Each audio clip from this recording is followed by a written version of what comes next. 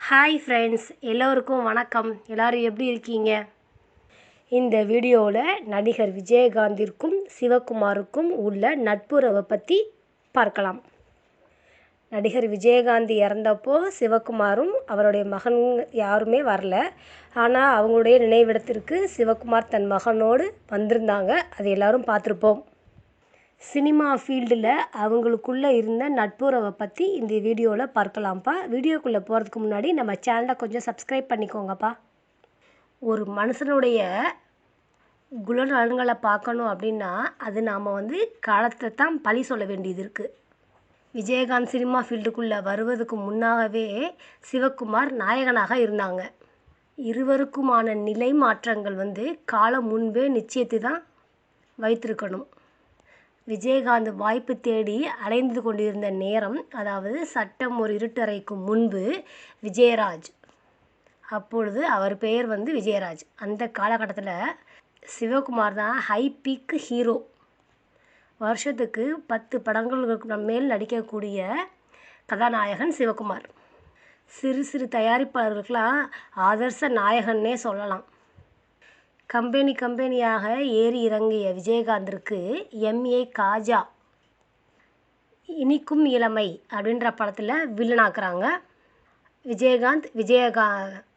விஜயராஜிலேருந்து விஜயகாந்துக்கு மாறுது பேர்.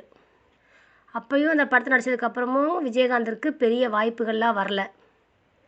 பொண்ணு ஊருக்கு புதுசு, நீரோட்டம், சாமந்திப்பூ இந்த மாதிரி படங்களில் சிறு சிறு வேடங்களில் நடிச்சுக்கிட்டு இருந்தாங்க விஜயகாந்த்.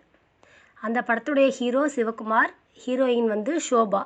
ஷோபாவை காதலிக்கும் 2வது ஹீரோயினாக தான் விஜயகாந்த் உள்ளே நுழையிறாரு. அந்த படம் தான் விஜயகாந்துக்கும் சிவகுமாருக்கும் நடித்த முதல் படம். அந்த படத்தில் நடிக்கிறதுக்கு நிறைய காட்சிகள் கிடையாது.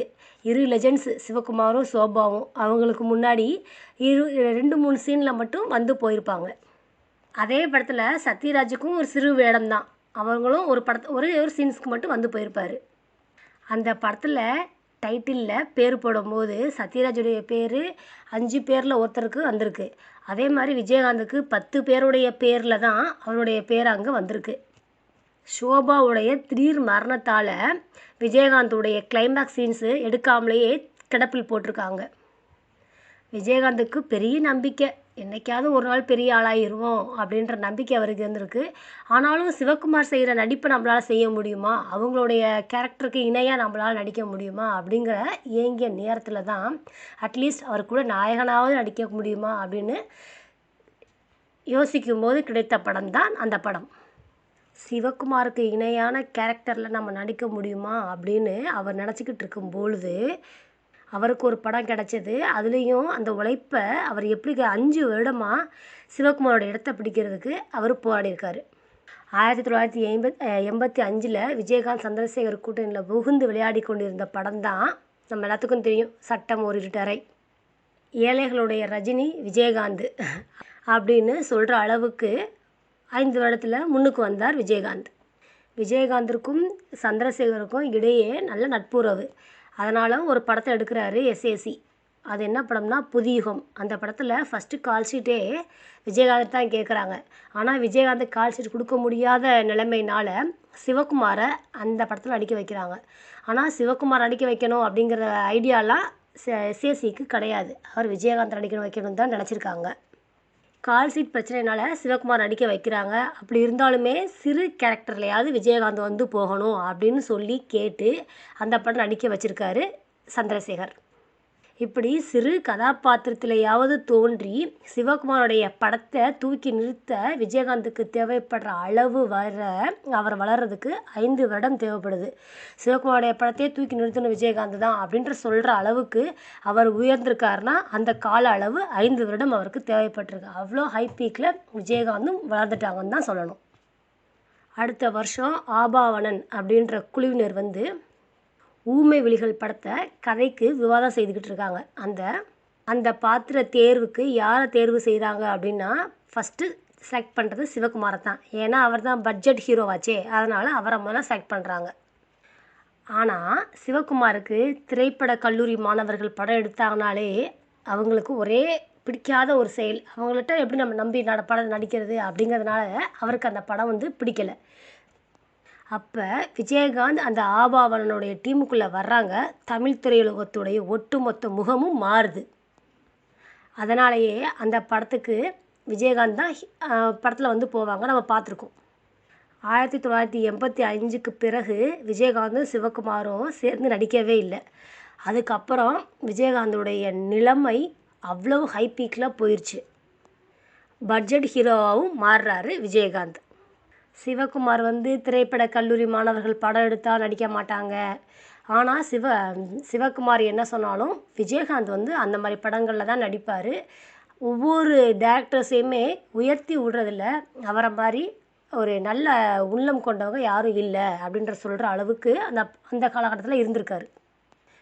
14 வருடத்துக்கு அப்புறம் விஜயகாந்த் வந்து சிவகுமாரோடைய மகனுக்கு உதவுற அளவுக்கு விஜயகாந்த் ஹை பிக்குக்கு போயிட்டார்.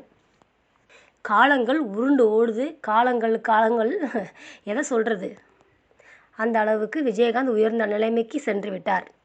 தன்னுடைய பலகால உதவியாளராக இருந்த எஸ்கே சுப்பையாவை உயர்ந்த நிலைக்கு கொண்டு வரணும்னு சொல்லி அவரை தயாரிப்பாளர் ஆக்கி ஒரு படம் நடிக்க விரும்புகிறாங்க விஜயகாந்த். அதனால் தன்னுடைய குருவான எஸ்ஏ சந்திரசேகர்கிட்ட போய் இதை பற்றி பேசுகிறாங்க.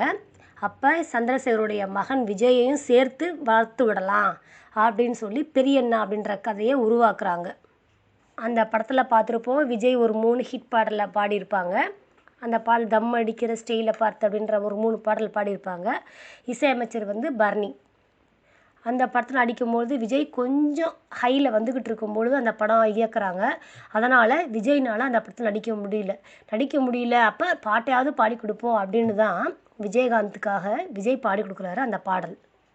அந்த படத்தில் வேறு யாரையாவது ஹீரோவாக போடலாமே அப்படின்னு யோசிக்கும் பொழுது தான் அவருக்கு ஒரு ஸ்ட்ரைக் ஆகுது. சிவகுமாரும் தன்னுடைய மகன் சூர்யாவுக்கு ஏதாவது ஒரு படம் கிடச்சிடாதா அப்படின்னு தடுமாறி கொண்டிருந்த நேரத்தில் தான் விஜயகாந்த் அவருக்கு ஒரு வாய்ப்பை கொடுக்குறாங்க. பெரியண்ணா படத்தில் சூர்யாவை அழைச்சி பேசுகிறாங்க. விஜயகாந்துடைய ராசி பொய்க்கவில்லை. இப்போ சூர்யா ஒரு பெரிய கதாநாயகனாக தான் இப்போ வரைக்கும் வளர்ந்துருக்காரு.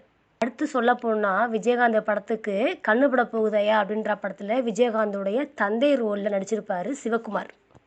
அந்த ஒரு காட்சியில் விஜயகாந்தை மனதார புகழும் வசனத்தை சிவகுமாருக்கு அந்த படத்தில் கொடுத்துருப்பாங்க.